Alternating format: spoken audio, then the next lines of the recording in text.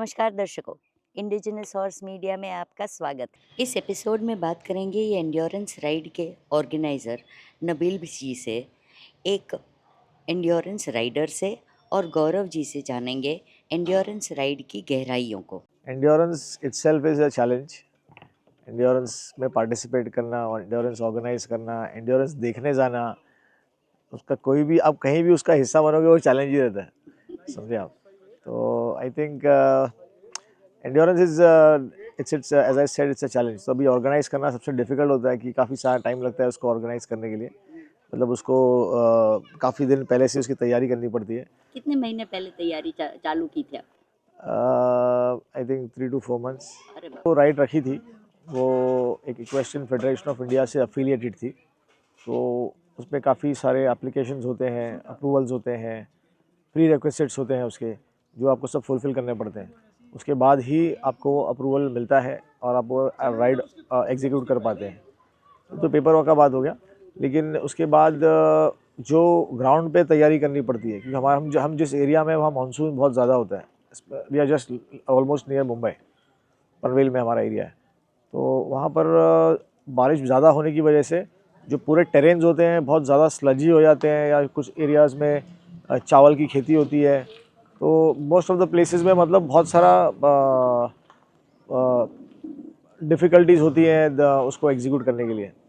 तो ये बहुत ग्राउंड पे काम करना, फिर बाद में एक्चुअली ये 2-3 महीने के अलावा आप जिस एंड्योरेंस राइड में आप कहीं पर भी काम करते हैं, एंड्योरेंस ऑर्गेनाइज करते हैं, तो वहाँ पर आपको ये बहुत लंबा सर्किट डेवलप करना पड़ता है। 20 किलोमीटर का लूप बनाना पड़ता है।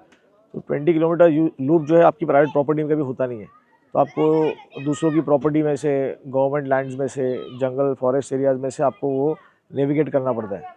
तो वो उनसे, हर एक इंसान से, जहाँ पर जिसके लैंड से हम जाने वाले हैं, उनसे हमको एक कंसेंट लेना पड़ता है, या हमारे घोड़े आने की वजह से उनके कुछ ऑपरेशन में तकलीफ़ हो रही है क्या। खासकर वो तकलीफ़ होती है जो भैंस और गाय के तबेले वाले होते हैं, जिनकी गाय घूमती है या भैंस घूमती है। उसमें सबसे बड़ा परेशानी होता है कि घोड़े जाते हैं, उनकी गाय घबरा जाती है, भैंस घबरा जाती है। तो बहुत बार हमारे एक्सीडेंट्स भी ऐसे हो चुके हैं।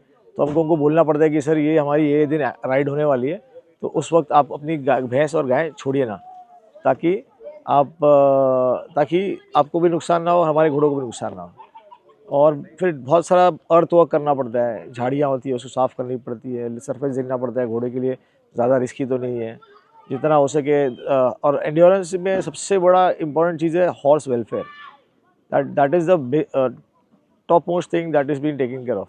कि आप ज़रा भी अगर कहीं से आप घोड़े को तकलीफ़ दे रहे हैं या घोड़े को तकलीफ़ हो रही है, तो जजेस होते हैं, जो मार्शल्स होते हैं, टेक्निकल डेलीगेट्स होते हैं, वो उसको डिटेल में उसको मतलब मॉनिटर करते हैं कि किसी घोड़े को परेशानी नहीं होनी चाहिए, समझे।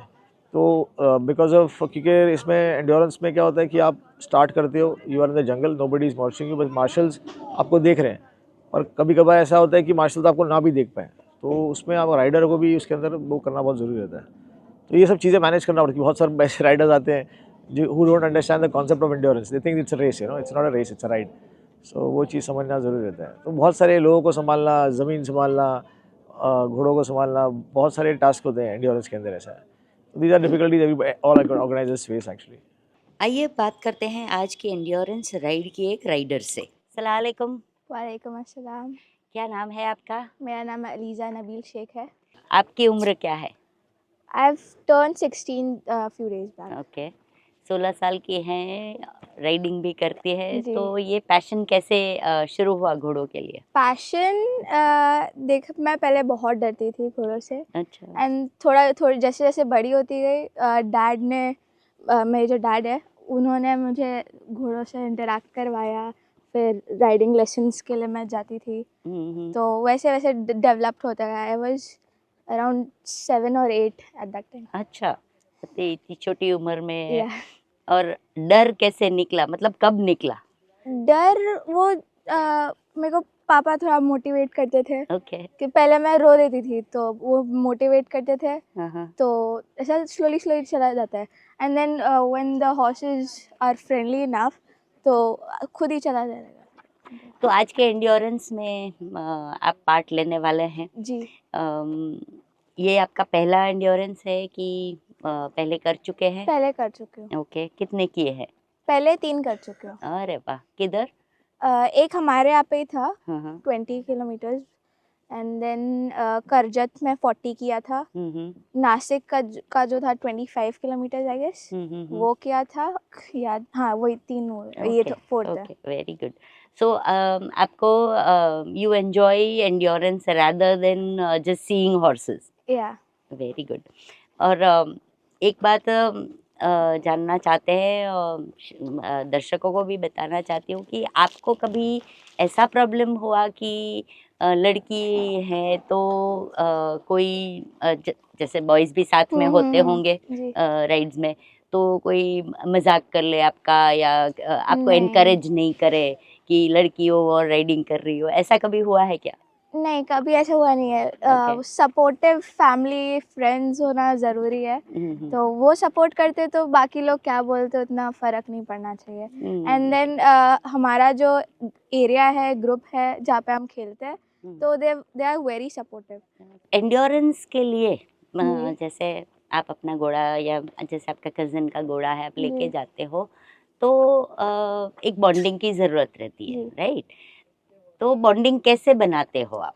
It all depends on the time, how much time you give. मेरा तो था पढ़ाई एंड स्टफ की वजह से मैं थोड़ा नहीं आ पाती, बट देन जितना टाइम दोगे आप घोड़ों के साथ, उनके साथ खेलोगे, बात करोगे, तो उतनी अच्छी बॉन्डिंग बनती है। तो आप हमेशा बात करते हो हाँ, उनसे? मतलब ओके। मैं जब भी साथ में होती हूँ मेरे हॉर्स के, मैं हमेशा पूरा मेरा जितना भी दिन का है, मैं सब उसको बताती हूँ। और कोई एक ऐसा एग्जाम्पल कि जैसे आप को लगा हो कि कोई एक पर्टिकुलर एनिमल के साथ, कोई पर्टिकुलर हॉर्स के साथ आपकी बॉन्डिंग बहुत ही ज़्यादा है, मतलब कोई ऐसा साइन देता है घोड़ा आपको, कैसे पता चलता है कि हाँ मेरी इससे अच्छी बॉन्डिंग है? I guess it's सुबीरा। हम्म। सुबीरा बहुत फ्रेंडली है, एंड देन वो हमने हमारे ईदी से लिया था, और पापा ने थोड़ा पैसे और डाले थे, और मतलब बहुत फ्रेंडली, कुछ करती नहीं है, थोड़ा मस्ती करती है, but then she normalises it. Okay. कोई अनजान घोड़े के पास जब आप जाते हो जी और आपको कुछ उससे बॉन्डिंग बनानी है, तो do you have a strategy, कोई कुछ कुछ करते हो पर्टिकुलरली उसके लिए? I get some treats for them. Treats, yes, या बिस्किट्स। बिस्किट्स, चलो पार्ले जी। खिलाते हैं, दोनों ही खिलाते हैं। Oh no no no no, you stay away uh from that. Okay, even I have one.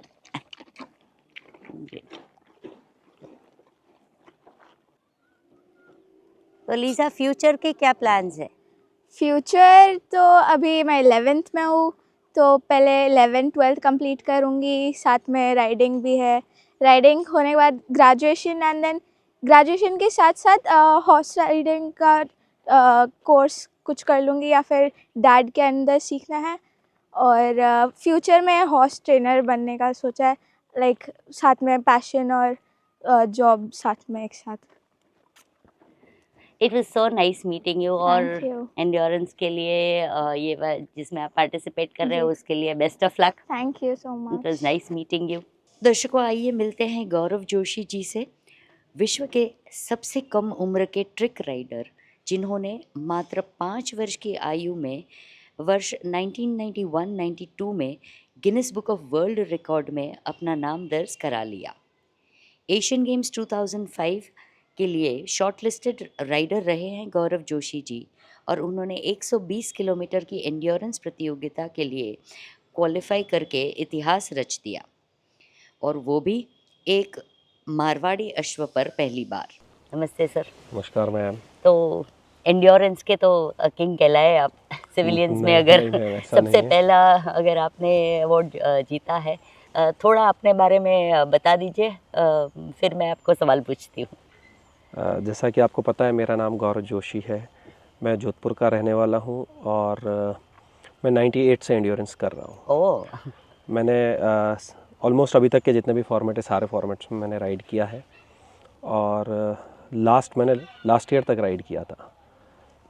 तो आई थिंक कि घोड़ों के अंदर मेरा इतना परिचय है कि मैं एंड्योरेंस का राइडर हूँ। That is more than sufficient. दर्शकों को सिर्फ एक सिंपल भाषा में बताइए कि एंड्योरेंस राइड एक्चुअली है क्या?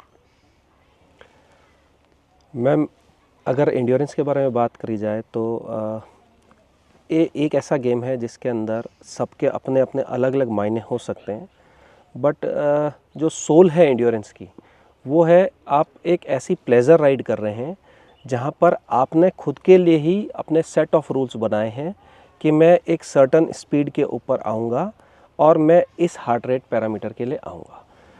इस गेम के अंदर सबसे बड़ी अच्छी चीज़ ये है कि आप इस गेम को पूरी फैमिली के साथ करते हुए, घोड़े के साथ अपनी बॉन्डिंग को डेवलप करते हुए एंजॉय कर सकते हैं। ये गेम दरअसल मेडल जीतने के लिए नहीं बना है, बल्कि एक प्लेजर राइड के लिए बना है कि आप कितने अच्छे से अपने घोड़े को जानते हैं, कितने अच्छे से अपने घोड़े को चला सकते हैं। रूल्स बहुत ही क्लियर हैं और जो भी रूल्स हैं वो मेजरली राइडर के और घोड़े की सेफ्टी के पैरामीटर्स के, क्योंकि ये कोई क्लोज एरिना में होने वाला इवेंट नहीं है।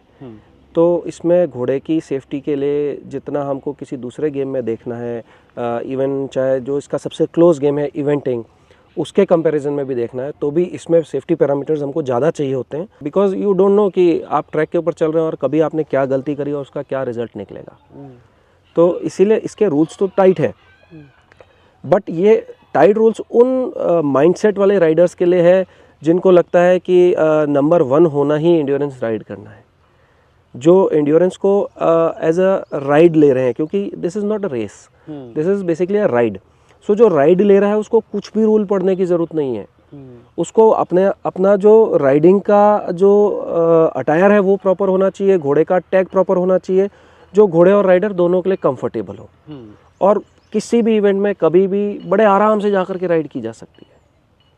बेसिकली हॉर्स की welfare, safety of the rider, यही मायने मेन रखता है। एंड्योरेंस के लिए अगर हम प्रॉपर डेफिनेशन के अंदर जाते हैं तो एंड्योरेंस है ट्रैक, टाइम और मौसम के खिलाफ होने वाली राइड, ठीक है। लेकिन जब हम एंड्योरेंस राइड करते हैं तो खासकर इंडिया के अंदर तो हम ये पाते हैं कि एंड्योरेंस एक ऐसा गेम है जिसके अंदर आप नेचर को बहुत एंजॉय करते हैं। अगर आप ये फर्स्ट, सेकंड, थर्ड का कॉन्सेप्ट दिमाग से निकाल करके राइड करेंगे ना, तो आपको लगेगा कि रोज़ करने की चीज़ है। घोड़े की हेल्थ और राइडर की हेल्थ ऑब्वियसली इम्पोर्टेंट तो है ही, और क्या चीज़ बहुत ही ज़्यादा इम्पोर्टेंट है ये राइड के लिए? बेसिकली एंड्योरेंस राइड के लिए सबसे ज़्यादा इम्पोर्टेंट है आपके और घोड़े के बीच की बॉन्डिंग, आपके घोड़े की अंडरस्टैंडिंग और आपके घोड़े की आपकी अंडरस्टैंडिंग। अगर हम अंग्रेज़ी शब्द के अंदर काम में लें तो एंड्योरेंस के अंदर जो कॉम्बिनेशन है, जो डेफिनेशन में बोला जाता है हॉर्स एंड राइडर, अगर हम प्रॉपर एंड्योरेंस के हिसाब से देखें तो ये दो नहीं होकर के एक होते हैं, इसीलिए इसको कॉम्बिनेशन बोलते हैं। और इसमें it's like game of centaur. एक काल्पनिक जीव है जिसका जो कमर से ऊपर का हिस्सा है वो इंसान का है और कमर से नीचे का जो है वो घोड़े का है। हाँ, राइट, तो आपको अगर एक सक्सेसफुल एंड्योरेंस राइडर बनना है तो you have to be the centaur with your horse. Correct. Mind आपका है, पाँव घोड़े के हैं, लेकिन वो पाँव कहाँ गिर रहा है ये आपको पता होना चाहिए। वो जो घोड़ा एक्सरसाइज, जो वर्कआउट कर रहा है उस गेम को खेलने के लिए, उसके अंदर उसने कितनी एनर्जी को निकाल दिया है, या उसका हार्ट रेट कितना चला गया, उसकी स्वेटिंग कितनी हो गई है, ये घोड़े के ब्रेन से पहले आपके ब्रेन में आ जाना चाहिए। अच्छा। इवन अगर हम शालोत्र को पढ़ते हैं और उसके अंदर एक उत्तम अश्वारोही, मतलब जिसको हॉर्स राइडर बोलते हैं, उसकी डेफिनेशन पढ़ते हैं तो वो भी ये बोलती है कि घुड़सवार ऐसा होना चाहिए जो अपने घोड़े के भावों को अपनी पत्नी के जैसा समझ ले, कि जैसे आपको मालूम पड़ जाता है एक्सप्रेशन से कि आपकी वाइफ का आज मूड क्या है, वैसे घोड़े का मालूम पड़ जाना चाहिए, वही उत्तम सवार होता है। और एग्जैक्टली ऐसे ही राइडर एंड्योरेंस में चाहिए होते हैं। मैं थोड़ा हिंदू दर्शन शास्त्र को मानता हूँ जी। और वो ऐसा बताती है कि हमारे सबके जो शरीर है इसके बाहर भी हमारा एक ऑरा होता है। जैसे हमारा ऑरा है वैसे ही घोड़े का भी ऑरा होता है। राइट। तो ये ज़रूरी नहीं आपने बहुत सारी राइड कर रखी हो, आपको ये दोनों ऑरास को मर्ज करना आना चाहिए। अगर आपको वो मर्ज करना आता है तो आप 1 या 2 बार किसी घोड़े पे बैठ करके भी उसके साथ में बैलेंस हो जाएंगे, उसके अंदर मर्ज हो जाएंगे एक तरीके से, कि घोड़े की आत्मा और आपकी आत्मा एक हो जाएगी। और अगर आप वो नहीं करेंगे तो आप भले 1000 बार भी घोड़ा चला लें तो भी नहीं होगा। बहुत बहुत अच्छी बात की आपने। थैंक यू, चलो थैंक यू सर। वेलकम। इस सफल एंड्योरेंस राइड के पीछे नबील जी की अथक मेहनत, समर्पण और दूरदृष्टि साफ दिखाई देती है। प्रतिभागियों के लिए प्रमाण पत्रों की व्यवस्था हो, ट्रॉफियों की तैयारी हो या हर छोटे बड़े पहलू पर व्यक्तिगत ध्यान, नबील जी ने हर जिम्मेदारी को पूरे मन से निभाया। उनका सपना है कि भारत में इक्वाइन स्पोर्ट्स को एक नई पहचान मिले और ऐसे आयोजन उस सपने को साकार करने की दिशा में एक मजबूत कदम है। आज जब विजेता राइडर्स को सम्मानित किया जा रहा है तो यह सम्मान केवल उनकी जीत का नहीं बल्कि नबील जी के उस सपने का भी है जो भारतीय इक्वाइन स्पोर्ट्स के उज्जवल भविष्य की नींव रख रहा है।